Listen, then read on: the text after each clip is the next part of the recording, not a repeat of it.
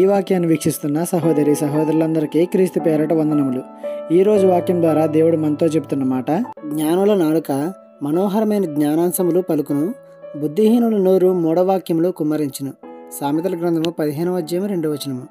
దేవుని కలిగి ఉన్న వారికి జ్ఞానం ఉంటుంది. ఎందుకంటే వారికి వారి జీవితంలో ఏమి ఉన్నా లేకపోయినా, సమస్తాన్ని కోల్పోయినా, జీవితంలో కావాలనుకున్నవి జరగకపోయినా సరే దేవుని యందు నమ్మకం కలిగి ఉంటారు.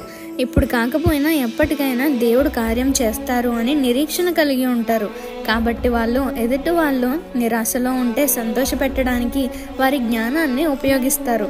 కానీ భక్తిహీనులు, బుద్ధిహీనులు మాత్రం దేవుడు కార్యం చేస్తారని తెలుసు కూడా అవిశ్వాసంతో వారి యొక్క మూఢత్వాన్ని కనపరుస్తారు, మూఢనమ్మకాలను ప్రోత్సహిస్తారు.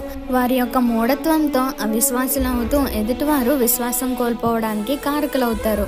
మరి నువ్వు ఏ స్థితిలో ఉన్నావో చూసుకో. సమయం ఎంతో లేదు. ఉన్న సమయాన్ని సద్వినియోగం చేసుకొని మార్పు చెందు. యేసయ్య వచ్చినప్పుడు చేసిన పాపాల వల్ల భయపడుతూ మూలాన దాక్కునేవారుగా కాక ధైర్యంతో, సంతోషంతో ఆయనను ఎదుర్కొనేవారుగా మనమంతా ఉండాలని మనసారా కోరుకుంటూ ఈ చిన్న సువార్త పరిచర్యలో మీ సహోదరులు. God bless you. ఆమేన్.